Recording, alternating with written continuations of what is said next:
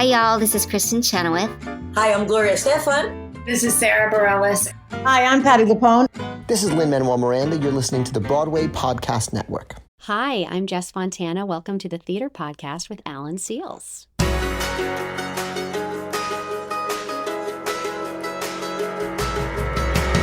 Hey everyone, welcome back to the Theater Podcast. I'm your host, Alan Seals. Our guest today, Jessica Fontana, is a fellow podcaster, performer, and a parent. All topics we get into in this all-new episode. Growing up as a dancer, she was exposed to the performing arts early, but it wasn't until later in her younger life that she started singing and ultimately performing in places regionally that exposed her natural talent for the Broadway stage. As you most likely know, in this nutty business, we have very little control in general, and coming out of the pandemic and her very conscious choice to not perform for a while having her babies, she decided to just, release an all-new album, like you do. So check out the show notes for links for more information on that, and now, as always, find me on the socials. Check my Patreon account for full videos of the episodes, and everyone, please enjoy this episode with Jessica Fontana. Here you go. 1, 2, 3.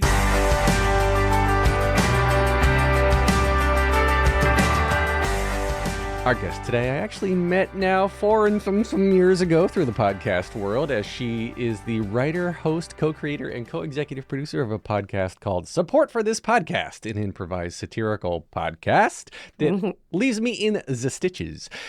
But she is no stranger to the stage. She has starred on Broadway in the title role of Rodgers and Hammerstein's Cinderella, Baby, It's You, and Pipe Dream in New York City Center's Encore series. On screen, she's been seen in the hit web series Submissions Only, has starred in the world premiere productions at regional theaters, including the Goodspeed Opera House, Mill Playhouse, Signature Theater, and this little place called Carnegie Hall. Also a songwriter, her solo debut album, Everyday Special, just dropped everywhere you stream your music and probably where you're listening to this podcast now. So go check it out. Jessica Fontana, welcome to the Theater Podcast. Thank you so much. You are welcome. How are you doing? I'm good. I'm really good. It's been a while since we've like talked. I know. And you were, like we were saying before we started recording, mildly pregnant when we first met, and then now you've got 2 daughters later. You're okay? A lot of life has been happening and created since we've last spoken. Was that sort of the plan in general, to start the family, like the family plan now, or you're like, COVID shut down our entire industry of me and my husband, and now let's just have babies? So I was pregnant with Grace before COVID. I had Grace in September of 2019. So we had like 5.5 months of normal chaos of just having a newborn, normal baby life. And then COVID happened. And listen, obviously it's a horrible thing. There's no good thing about it. But in terms of the timing of it with having a baby, it was good for us because she was still so little that we left New York in April. We stayed with my parents up in Maine for a few months. Then we lived with Santino's parents in Washington State. So and it just ended up, it was like a lot of grandparent time. And she was so little that we weren't like, it's not like she was in preschool and we were disturbing her routine and she was, she didn't know any, she was great as far as she was concerned. It was just like, oh, great. I have so many grandparents around. And and then when we had our second one, when we had Elle, she was born in August of 2022. So by that point, we weren't wearing like a mask in the hospital. So we kind of, but the plan was always, I guess, to answer your question, was like, no, we were ready to start a family, and COVID just kind of was a part of that, but there was no time change. I think what COVID did was kind of put a little kick in our pants to move this out of the city maybe a little earlier than we would have. But we would have done that anyway, but I think it felt a little more like, okay, let's go. Is that hard? I know a lot of people who once they start families, myself included. My wife and I you lived have kids. I have two boys now that are 7 and 9, and I love them, and they're the most frustrating and best things ever all at the same time. I know. But we moved out of our tiny place in Midtown when we were pregnant with number 2, because we were like, there's no way we could do 2 kids in this, right? Yeah. And so I know a lot of actors, especially, like, there's this conflict about, you want to be close to Midtown because there's this last minute audition, or if you're in a show that you just want to quickly walk to work or walk from home to the audition to work, or because while you're in, love this business, while you're in a show, you're still looking for your next job. Yeah. Which is always fun. But was that a hard decision to kind of say, all right, like, your husband Santino, the two of you, we're just going to say, let's move out of the city. We're going to like take a step back from the performing for a bit? I guess or was it even a step back? Sorry to interrupt, but did it have any effect at all like that? Well, here's what I would say. They're two very different questions. Like for me, my point of view was before I even was, I don't know, in my fantasy of life, it was like, I'm going to work, I'm going to act, whatever.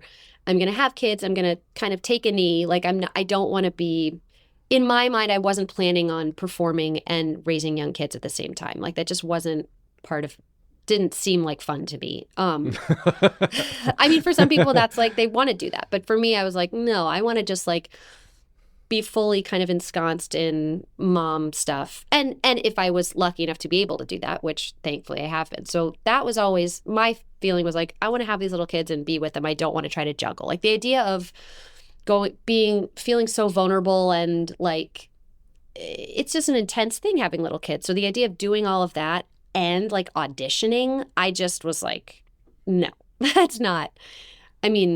Before I had kids, I thought that doesn't sound like fun. And then now having kids like that really would not. I don't think I would be able to like metabolize that. It's a lot of emotional weight. Oh, yeah. If you're at a show like The Crucible and you're pouring your heart out every night, and then you come home and you have children who need more emotional support from you. Yeah, and just the like, listen, everybody's choices are totally valid and right for them. For me, it's like it physically hurts me when listen, I do leave my kids sometimes. We like go out for a date or I go run errands. We have a babysitter, but like it really hurts when they're that little, when they're crying, like they don't want you to leave. You just feel like, oh. So it wasn't something that I was happy to stay at home, basically. And then for Santino, once he was 10, he lived in this very in Washington State it's very Leave It to Beaver. Like everyone has their little backyard and playing baseball and then riding their bikes in the park. So I think we both had a vision of what our lives would be as a family. So for him, it wasn't. Listen, there are times. When he did I Can Get It For You wholesale at Classic Stage Company this past fall, and that was his first time doing 8 shows a week of something since we had moved. We're in Connecticut, and it's like a little longer of a commute than you'd want it to be, but it just felt like, yeah, but you get to have this life in New York and do this show that you want to do, and you get to come home and live in our cute little town and kind of have that. So yeah, so it's there's a sacrifice involved, but I think we really liked having Grace in the city when she was a baby. Bookending around like COVID craziness, but that part of it was fun. But then once we got back from everything and she was 18 months or whatever, it was like we both were on the same page of like, this doesn't feel like what we want it to feel like. So it wasn't deciding to move wasn't hard, but there are definitely moments where I think both of us are like, whoa, even though it's, as time goes on, it's longer and longer, there are moments where it feels kind of like this whirlwind of like, wow, what? Like, well, that's just kids. All of a sudden they just wake up and they're like, I don't need you anymore. I'm gonna make my own sandwich. Oh my gosh. This morning, Grace, she had a surprise in her room. We were like, what? And then we went upstairs and she made the bed. Like she made it herself. My son did that. My younger son did that last week, literally. Yeah. He's like, Dad, come here. I got to show you something. Yeah. Do you like how I made the bed? And it was just a perfectly made bed. I was It's like, amazing. yes! Yeah. That's the best. Yeah. And you're like, keep doing that. Do that. Yeah, right? Every right? morning. And Thank you. It never happened again. Like, it hasn't happened since, but he was really proud of himself in that moment. Yeah. Yeah. So where did you say you grew up? I'm from Philadelphia. From Philly. Okay. Yeah. Yeah. And then when did you start getting into performing and get bit by the acting bug? Well, I grew up actually dancing. I was a ballet dancer. And then when I was 12, I went with a friend to audition for the Arden Theater in Philadelphia was doing their first children's theater production of Charlotte's Web. So I went with a friend who wanted to audition, and it's year 12 and you're like, okay, sure, let's go. So I went to that and I ended up I played Fern in this production of the Arden.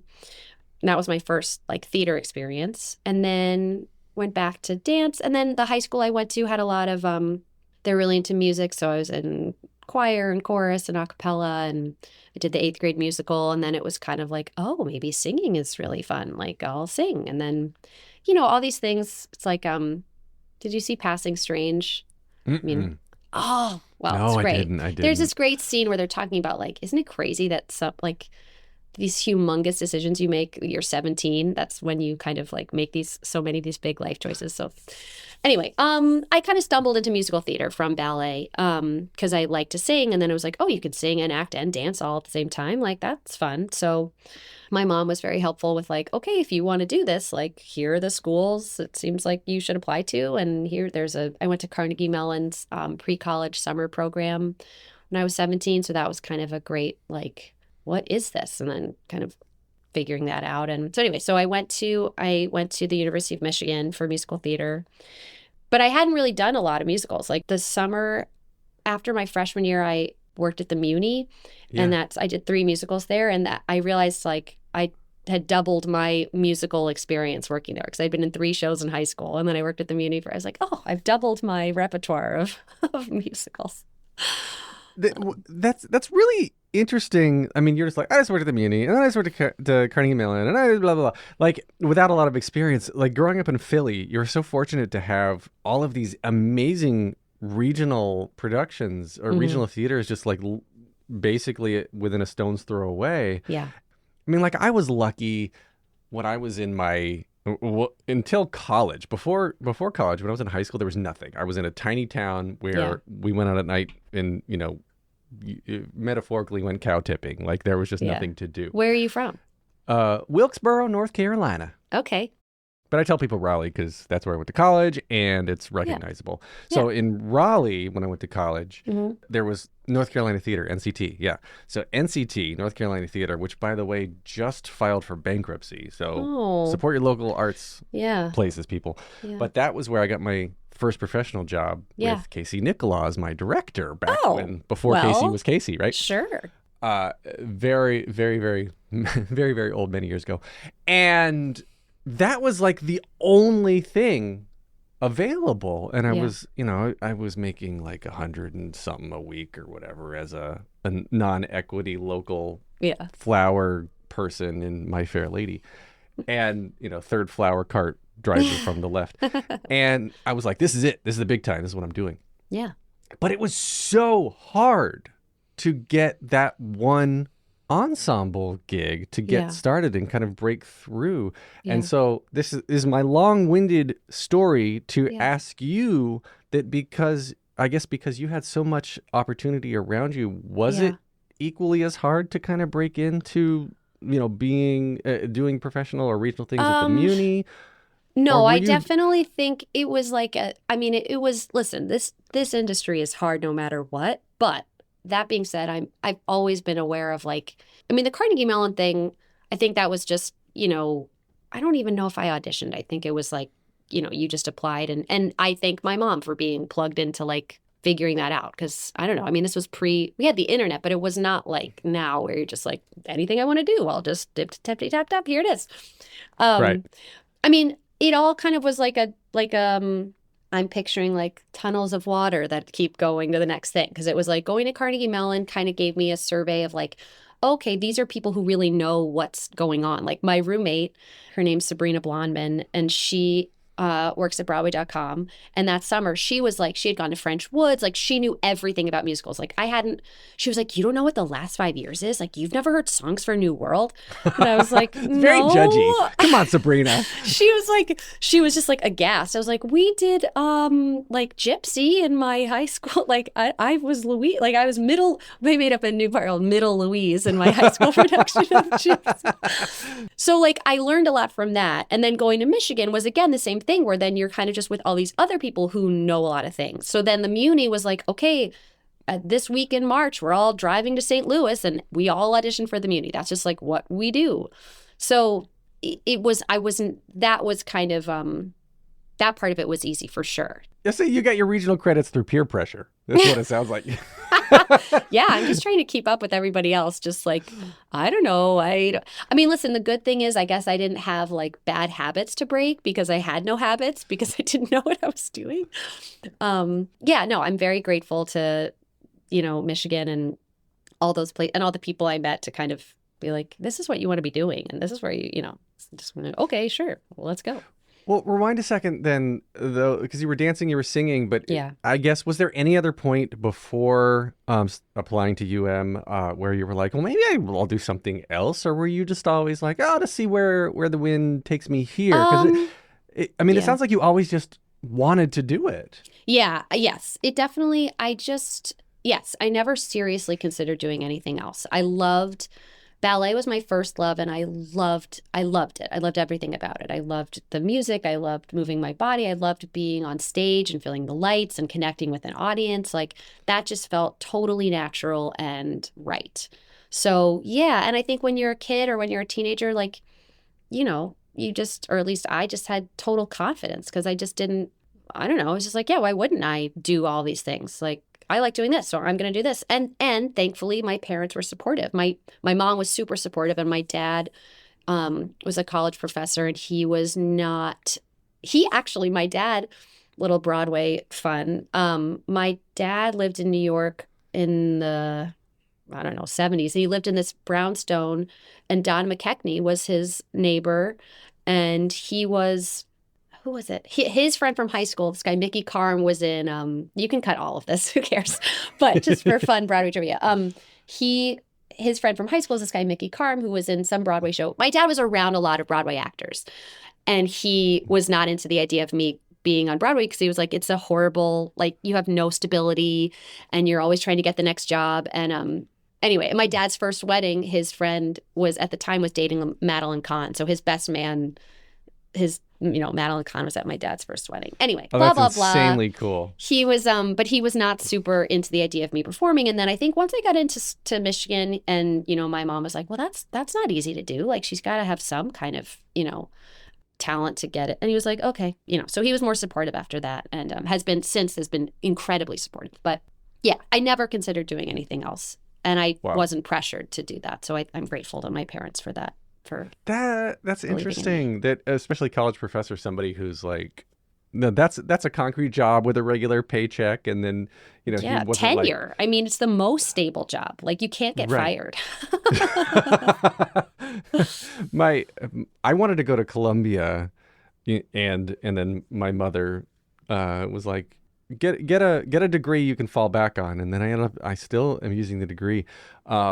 Computer science. That's why I went to NC State in Raleigh. Yeah. And so that's been like, it's shaped everything. And I wonder, like, in another a parallel universe somewhere where I went to Columbia or I did performing as a degree because I never got trained in anything. Yeah. And it was all just what I taught myself or what I absorbed from doing regional theater. So I got this computer science degree and then just traveled around being an actor, and it was really odd and strangely cool, and I don't know, it just kind of went again where the wind blew. Time for a quick commercial break. Hang on a second. Welcome back to the episode. There's definitely no one right way to do it, and if you want to do it, then you do it. Well, you do it because you have to, and that's still why I guess that's a great segue to your album, right? Yeah. So Everyday Special, right? I feel what I was going to say too was that I created this podcast and I continue to immerse myself in the producing side and learning about the business side because I want to create. Yes. I want to be involved in a way that is not the struggle of auditioning because I don't think I'm a good auditioner. But then, so for you now, Everyday Special, your new album. So is this kind of like the first thing you've done? You said you purposely took a step away from performing, to focus on the babies for a little while, and so now is this like, are you sort of peeling the coming out of your cocoon a little bit to come back into performing? I think what's been nice is that I've been able to. I'm not performing, but I do some occasional concert work, which has been really nice. So that does feel like a nice way to kind of like, remember this other part of myself and do that. So I'm really grateful that I've been able to do that over the last few years. The album, I think a lot of it was coming out of, even before I had kids, it was kind of having a little bit of a shift of wanting to have more autonomy creatively, to say like, okay, I like being in shows, but maybe I kind of want to be more in control of what it is I'm doing and how I'm doing it. So like doing the podcast, like Support for This Podcast, that was my friend Ryan Langer and I being like, this is fun. Let's do this. This is fun and interesting and easy. And then I did a one-woman show when I was pregnant at the Cutting Room that my friend Gina Rattan directed. That was super fun. And just kind of I wasn't as enamored with the 8-show-a-week schedule. I mean, listen, for everybody. Yeah. And if the right thing had come along, of course, sure. But I was just feeling more and more like I can't solely be just waiting for the phone to ring or going to this audition or hustling. It wasn't worth it. It just didn't feel like it wasn't giving me the life that I wanted. So anyway, the album, I guess, in a way is a continuation of that, is like, how can I be creative? How can I be creative in a way that suits my schedule? That's like, that I can build around my life so that I'm not completely, when you're auditioning for things, you're basically saying like, okay, I'll jump through any hoop, I'll show up, I'll do this, I'll do that, I'll go to this place, which is fine and fun. But eventually, and for some people, that's what they do forever, and that's great. But for me, I just started to feel like I don't want to do that. I want to be in control of my choices. So anyway, the album is an extension of wanting to still be creative and remember this part of myself, but still get to have the other part of my life that I want. And so we were able to record it. So we live in Connecticut now, and we're actually downstairs. This is the outside of we have like a little music studio. I can show you, like. Yeah, I was about to say, it looks so it's like inside. Wow, you built an actual studio. Yeah, so this is like our little recording studio that Santino got, like a used vocal booth, whatever, from this music school in Brooklyn, and got it in a U-Haul. And so you put a room inside a room? Yes. How did you get the room inside your house?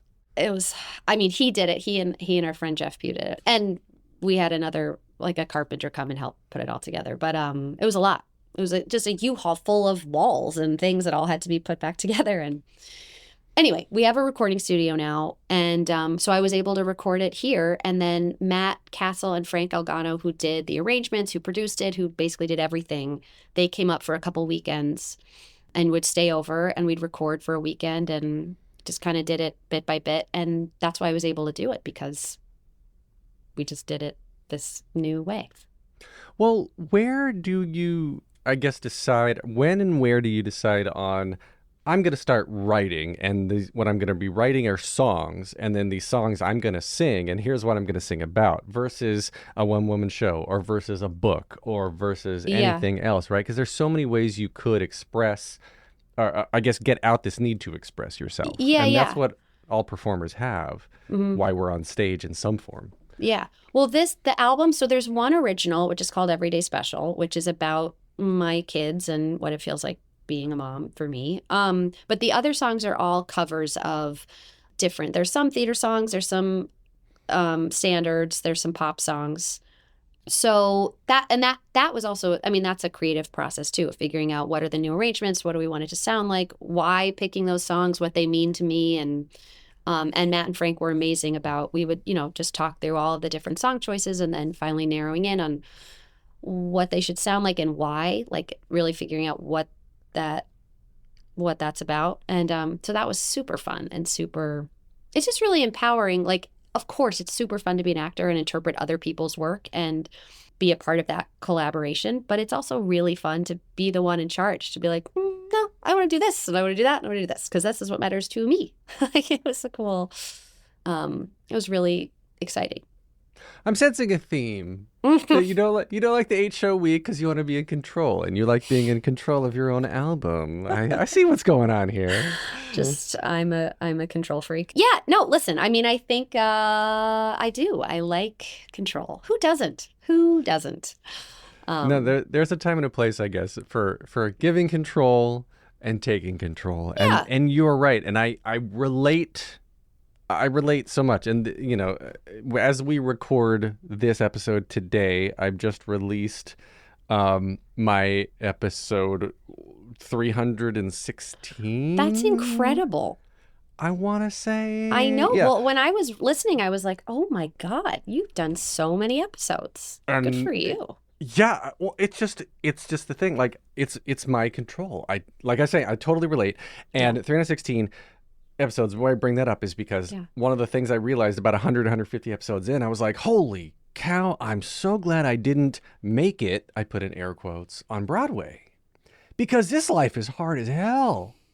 It's rewarding if you cross through that glass ceiling. If you're known, I mean, some people are super, super happy being in the chorus or the ensemble, and there's absolutely nothing wrong with this. I don't want to say that that's not like a dream for some people. For me, knowing myself, I would not be happy remaining in an ensemble my entire career. And so this is my way of standing out, of leaving a mark, of leaving a legacy and having a voice heard.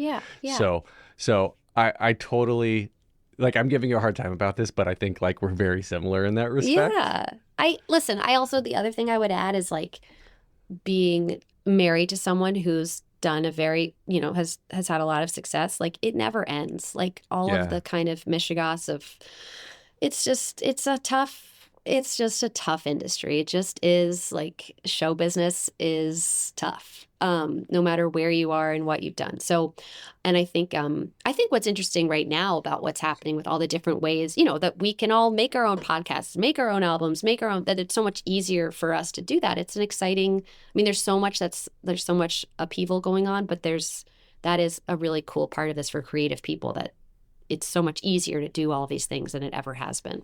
Yeah.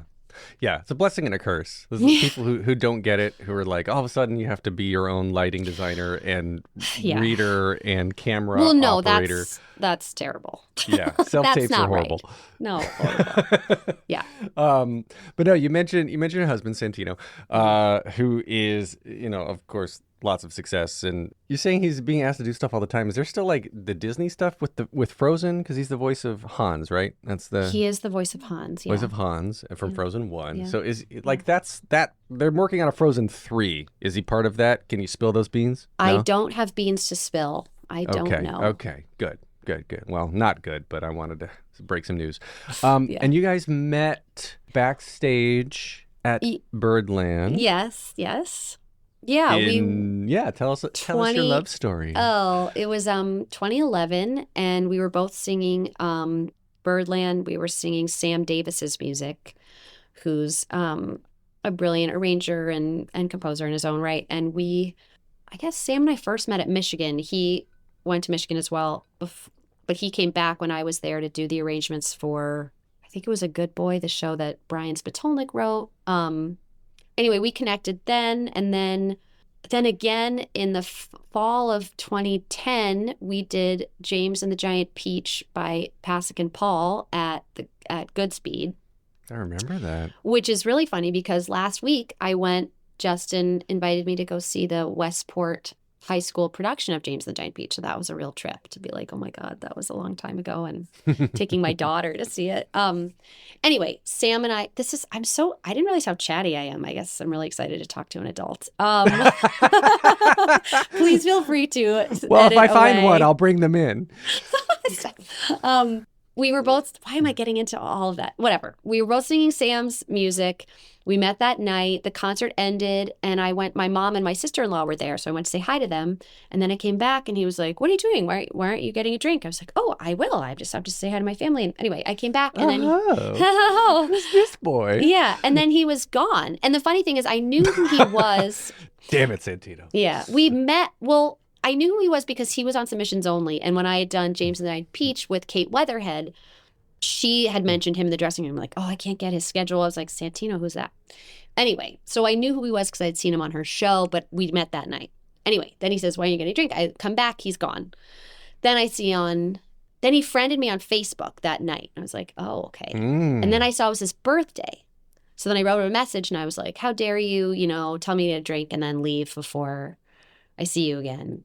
And then I said, happy birthday, whatever. And then he wrote back and asked me out, to go out a couple days actually later. Said, happy birthday, whatever, dude. Yeah, happy birthday, whatever. Yeah, we're done. What's funny is I actually printed out that first message because Facebook keeps everything, so I have that first message. So we printed it out, we put it in we have like a gallery wall in our bathroom, and we have that little printout of our first Aw. text exchange. Which then I realized I had a grammatical error, which I'm mortified about. I spelled "your" the wrong way. I was like, "Oh my god, I can't believe you asked me out." I don't know if we can air after this that. episode. Yeah, Like your and your, those two. Can you believe that's it? my pet peeve. I know. I was mortified. Anyway, we met that night. We went out a couple days after that, and then the rest is history. Wow. Yeah, so he Yeah. was into you. If he Yeah. went home and looked you up and Yeah. friended you on the Facebook. Yeah. Yeah. So, yeah. Yeah. Dating 2011, engaged 2014. And yeah, the rest is history. That's awesome. Yeah. I love it. I love showmances that turn into more than that. Yeah. Well, Well, you what's said- funny though is we never worked together. I mean, we crossed over in Cinderella, but we didn't meet. I mean, we were singing in a concert, but we weren't ever. I think it would be really hard for us to actually do a show together now. Really? Yeah. I mean, we do concerts together all the time, but I don't know. The idea of like pretending to be someone else I don't know, because we didn't meet that way. I know people do it all the time. Time for a quick commercial break. Hang on a second. Welcome back to the episode. So, we're going to transition over to a little closing game that I've started Yes. playing. I don't think you've heard it yet, unless you What? listen to one of the latest episodes. The 60-second countdown. Plot in 60 seconds. Okay. So you're going to give me a number, which will correspond to a list of shows, popular musicals that I've got here. And then in 60 seconds, you have to give me that plot to that musical. What if I don't know it? Then you better be a good storyteller. Okay. Gosh. Okay, give me This a is so number 1 fun. through 10. 4. All right, The Lion King. Ready and go. 60 seconds remaining. Okay, this is good because I just watched this with my daughter. Okay. So there's the Lion King kingdom and they're all happy there and the dad they start with the kid and he's like born. 45 seconds remaining. The dad's bored. Yeah, got it. The kid. All right. Okay, All right. then not Jafar. Scar. Scar is it's Macbeth, basically. I mean, not Macbeth. It's Hamlet. So anyway, no. Is it? No. 30 seconds. It's the other Seconds one. remaining. Shit. Okay, sorry. It's so Scar's mad. He wants to be the king. I'm gonna be in so much trouble for not remembering. Okay, then he kills Daddy in that, or the coyotes kind of do it, and then coyotes. 15 Yeah, seconds hyenas. remaining. Hyenas. Shit. Oh my god. Anyway, then he grows up and then he comes back and then he gets the kingdom back with help and which 14 5, seconds. It's stuck on 4. 4, Oh no. 3. Then he gets the 2, kingdom back. But which 1. Shakespeare play is it?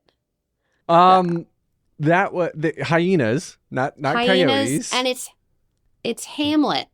Let's see, Lion King. Isn't it is Hamlet? What Shakespeare play? It is Hamlet. Yeah, Okay. Hamlet. So I said Macbeth, but then I said Hamlet. So I got Hamlet in there. Oh my god. Wow. That was rough. This is harder than people think. It is. Wait, And as we've established from this entire podcast, I am so just chatty Kathy today. So how could I possibly here's your question. Let me take you back 15 years and over here to something that's would you not. rather see how many colors of Joseph's coat you could name in 15 seconds? Or just in general? Would I rather than what we just did? No, the Joseph's coat thing. It was a drunken. It was red and yellow and green and orange and I don't know. There's some funny ones in there. Well, you got the first 3. Violet and mauve and something, and I love Red, yellow, that. green, brown, scarlet, black, ochre, peach, ruby, olive, violet, fawn, lilac, gold, chocolate, mauve, cream, crimson, silver, rose, azure, lemon, russet, gray, purple, white, pink, orange, and blue. Well, you got orange. Orange. I love Joseph. I love Me too. that. Me too. I was one of the brothers in my Oh. community theater production years ago. Nice. Ah, Skinny Alan. Okay, now my 3 standard closing questions that I Okay. think you're prepared for. Yes. Number 1 is just what motivates you. I mean, isn't that a hard? I mean, I don't know. Like, what motivates me? I'm excited to be alive. I don't need it. I don't know. Like, I'm excited to start each day. I have my little to-do list, and I have lots of fun. I don't know. Life's fun. I've every Having reason fun to- in life. Having Having fun in life. fun. There you go. All right. What advice would you give to your younger self and younger people listening now, starting out down a similar path? I would say to take all the advice you get from anybody, including me now, with a grain of salt. There you go. And no, that's not bad advice at all, actually. Let it roll. If you could only see one show for the rest of your life, but you can see it as many times as you want, what would you see? This question has haunted me since I've listened. I really don't like this question. Nobody does.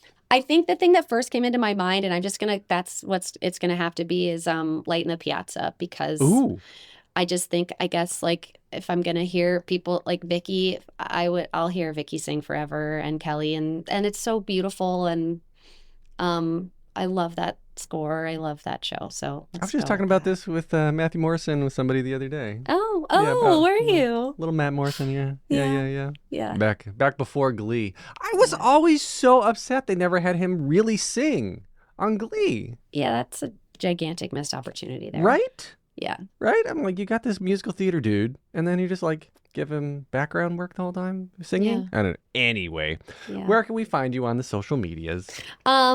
I am on Instagram, and that's it. I am Jess Fontana, but I really I'm trying to get all that off of I don't have it on my phone anymore.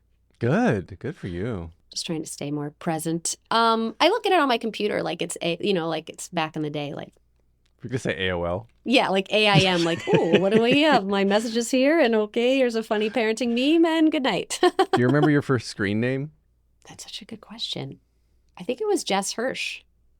I think I wanted to do, because my maiden name is Hirschberg, and I remember my mom like helping me set it up. I was like, should I do Hershey Kiss? And she was like, no. I was like, okay. That would have been so cute.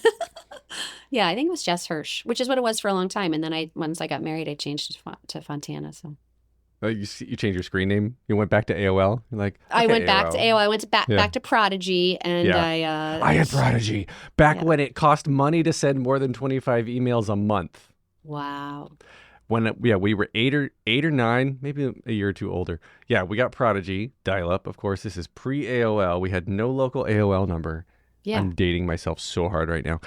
And kids, this is what the internet used to be like. Yeah, they don't. And you logged in. The only thing I had to do, because nobody else of my age, I didn't know what a website was. I didn't know what to do on the internet. I just got online and I did Mad Libs. Yes. And you're allowed to send 25 emails for free. And then it was $0.25 per email. Wow. Beyond that every month. Wow.